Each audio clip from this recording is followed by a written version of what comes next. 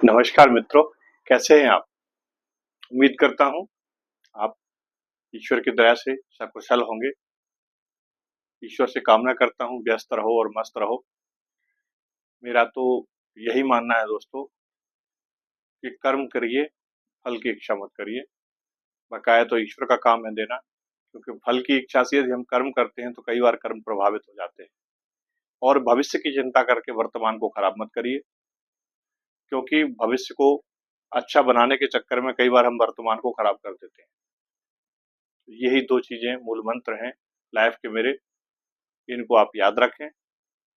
आइए बात करते हैं आज हम मिथुन राशि को लेकर, जिनकी लग्न में पहले घर में 3 अक्षर लिखा हो, 3 लिखा हो, ऐसे जातक मिथुन लग्न वाले कहलाते हैं। और या जिनके चंद्रमा 3 अक्षर पर बैठे कुंडली में, तो वो भी मिथुन राशि वाले लोग कहलाते हैं। कुछ लोग राशि से देखते हैं, कुछ लोग नक्षत्र से देखते हैं, कुछ लोग लग्न से देखते हैं। तो मिथुन राशि है या मिथुन लग्न है, इसके जो स्वामी होते हैं दोस्तों, बुध देव होते हैं। बुध देव आपको पता है, ज्योतिष में इनको युवराज कहा जाता है और युवा ग्रह, नपुंसक भी बोलते हैं, लाल किताब में इनको नपुंसक ग्रह भी कहा जाता है।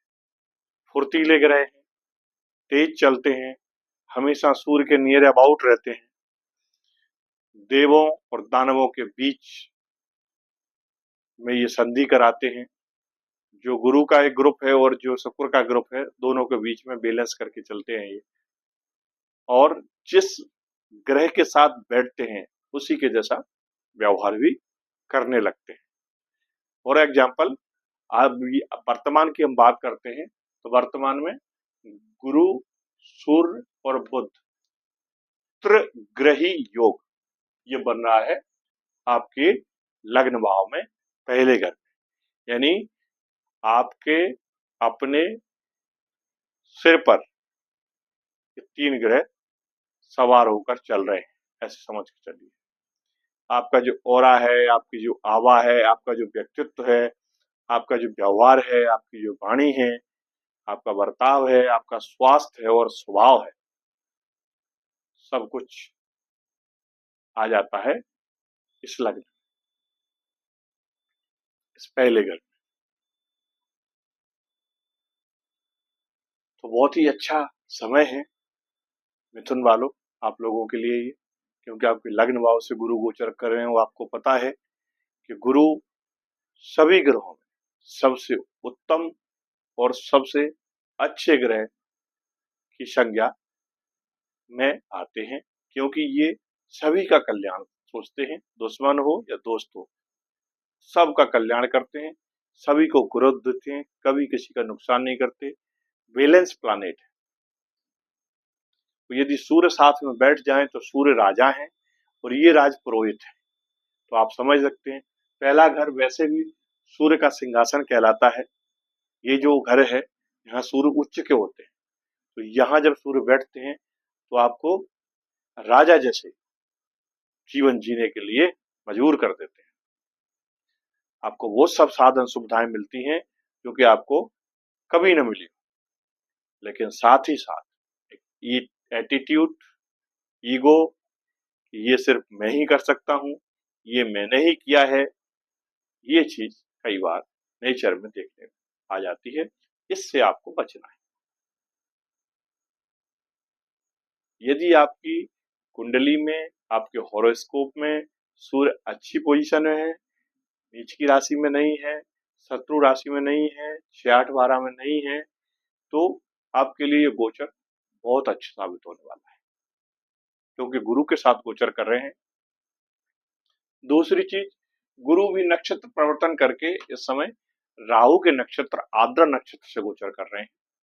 तो आद्रा जो नक्षत्र रहता है वो थोड़ा सा टफ है, क्रोध की अधिकता होती है, रौद्र का नक्षत्र माना जाता है, वो तोड़ फोड़ वाला नक्षत्र है। यदि मैं कॉमन गोचर की बात करूं दोस्तों, तो आप देखेंगे इस समय आपको ऐसी कई न्यूज सुनने को मिलेंगी कि कहीं कोई बड़ी इमारत गिर गई, कहीं कोई बड़ा पुल टूट गया, कहीं कोई विमान वायुयान क्रैश हो गया, कहीं रेल दुर्घटना हो गई। मंगल भी चूंकि सूर्य की राशि में है, इनका भी अभी गोचर सूर्य की राशि में हुआ है, तो ये सब आगजनी होना, ये घटनाएं घटती हैं इस गोचर में। तो ये हमारे व्यक्तिगत जीवन में भी कई बार ये चीजें होती हैं, तो हमें इनसे बचने के लिए क्या सावधानियां बरतना है, आइए हम उस पर चर्चा करते हैं। यदि चैनल आपने सब्सक्राइब नहीं किया हो दोस्तों, तो इसको सब्सक्राइब जरूर करें, लाइक करें, शेयर करें, बेल आइकॉन का बटन दबाएं, उसमें ऑल वाले ऑप्शन को सिलेक्ट करें, जिससे मेरे सभी वीडियो की नोटिफिकेशन आपको मिल सके। देखिए, मंगल और केतु की युति बनी हुई है, राहु सामने से देख रहे हैं, तो ये इसको बोलते हैं अंगारक योग। इसके फायदे भी हैं और नुकसान भी है। पहले हम फायदे की बात करते हैं। फायदा क्या है?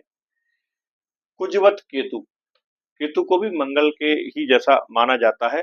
ये हालांकि मोक्ष के कारक हैं, विरक्ति के कारक हैं, लेकिन साथ साथ आध्यात्म भी देते हैं, हमको आध्यात्मिक बनाते हैं।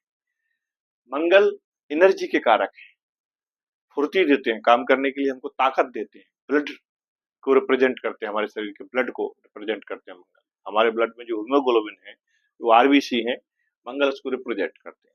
तो थर्ड हाउस में जब बैठते हैं, ये पराक्रम का हाउस है, हमारी मेहनत का घर है ये।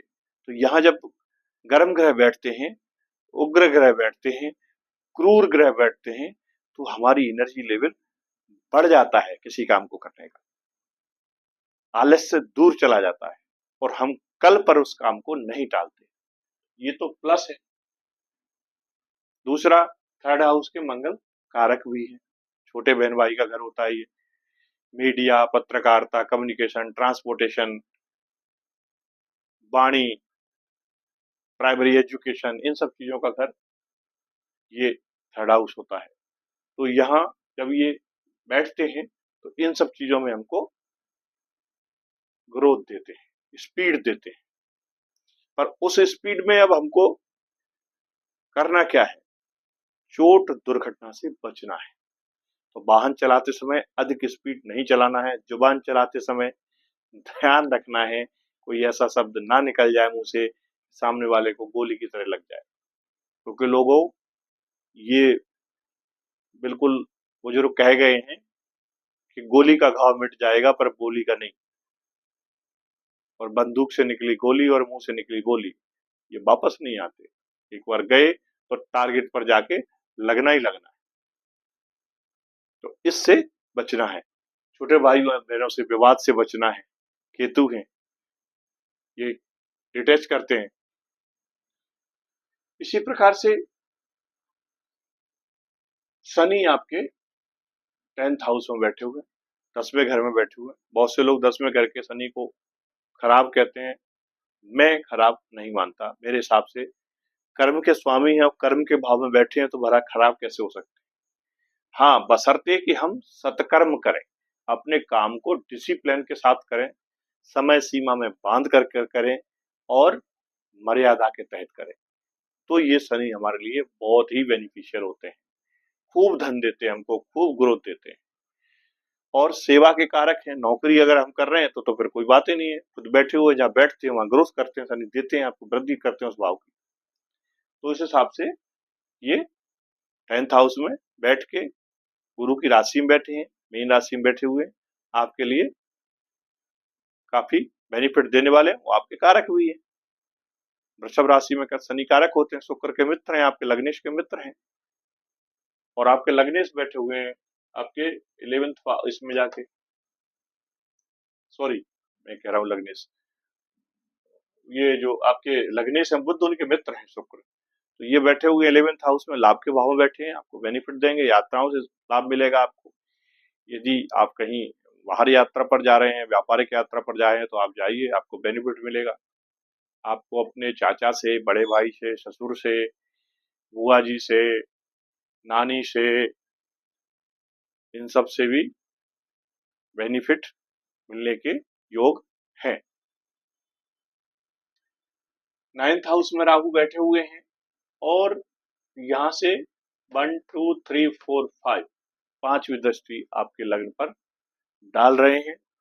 तो आप थोड़ा पजेसिव हो सकते हैं, क्योंकि इनका काम है, राहु एम्पलीफायर करते हैं एनर्जी को। आप थोड़ा सा पजेसिव हो सकते हैं, आवेशित हो सकते हैं। तो कोई भी काम को जल्दबाजी में ना करें। ये बहुत सारे विचार भी देंगे आपको, ये कर लो, ये कर लो, ये नहीं छोड़ो, ये कर लो, जल्दी कर लो, आज ही कर लो। तो इसका थोड़ा सा आपको ख्याल रखना है। राहु की एनर्जी को बैलेंस करना है, क्योंकि राहु गुरु का जब कॉम्बिनेशन बनता है, चांडाल योग उसको बोलते हैं। राहु और गुरु जब साथ बैठते हैं, युति होती है, तो वो चांडाल दोष कहते हैं उसको। तो यहाँ राहु देख रहे हैं, राहु की जो है 5वीं दृष्टि जा रही है और गुरु की 9वीं। तो पंचम नवम पंचम का इनका कॉम्बिनेशन भी बन रहा है। हालांकि ये अच्छा होता है कॉम्बिनेशन।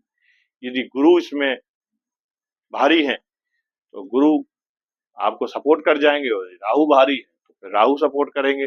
और यदि आपकी कुंडली में राहु खराब है, नीच के हैं, अष्टम है, तो चिंता का विषय है। उसके लिए आपको फिर विष्णु सहस्त्र नाम का पाठ करिए, राहु के उपाय करिए, राहु का जाप करिए। इससे आपको बेनिफिट होगा और जो भी परेशानी है उससे आपको आजादी मिलेगी। गुरु लग्न में बैठे हैं, सीधी 7th दृष्टि देखिए आप, कितना बढ़िया कॉम्बिनेशन है। 5वीं दृष्टि आपके संतान भाव पर, विद्या बुद्धि के। 7वीं दृष्टि आपकी दंपत्ति के हाउस पर, व्यापार के हाउस पर। 9वीं दृष्टि ये आपके भाग्य भाव पर गुरु डाल रहे हैं। यानी धर्म त्रिकोण में बैठकर धर्म त्रिकोण को पूरे को कवर कर रहे हैं। पहला, 5वां, 9वां, ये जो घर होता है कुंडली का, धर्म त्रिकोण कहलाता है। इन घरों में बैठकर प्लानेट अच्छे रिजल्ट देते हैं। तो देखिए अपने होरोस्कोप को और जानने की कोशिश करिए, ये गोचर आपके लिए क्या क्या अवसर लेकर आया है, और उस अवसर का लाभ उठाइए। सरकारी नौकरी के लगने के चांसेस हैं आपके, नौकरी में उन्नति और ग्रोथ के चांसेस हैं। यदि आप राजनीति में हैं तो वहां भी आपको पदोन्नति मिलने के और कद में वृद्धि मिलने के योग दिखाई दे रहे हैं। मिथुन राशि वालों, तकलीफों का समय निकल गया। ये जो समय है, आप अपने आप को अब हल्का महसूस करेंगे। आप ऐसे मान के चलिए, देखिए कि सपोज दैट कि कोई व्यक्ति हॉस्पिटल में एडमिट है और वहां से उसकी छुट्टी हो जाती है, तो कैसा फील करता है। जस्ट लाइक दैट आप ऐसा ही अनुभव करेंगे इस गोचर के अंदर, ये मेरी गारंटी है। ईश्वर से पुनः दुआ करता हूं कि आपके सभी मनोरथ पूरे करें। दोस्तों, वीडियो को लाइक जरूर करें, कमेंट्स करें वीडियो में यदि आपको ठीक लगती है। यदि आपके कोई प्रश्न है, इसमें वीडियो में हम अपना नंबर भी देते हैं। यदि आपको कुंडली से रिलेटेड कोई पर्सनल परामर्श करना है, थोड़ा सा उसका शुल्क रहता है, क्योंकि समय की बड़ी कीमत है दोस्तों, समय सभी के पास उतना ही है। तो उस नंबर पर हमारे आप कॉल कर सकते हैं, व्हाट्सएप कॉल कर सकते हैं, या व्हाट्सएप पर SMS कर सकते हैं। हमारी टीम आपके साथ संपर्क करेगी। धन्यवाद। जय हिंद।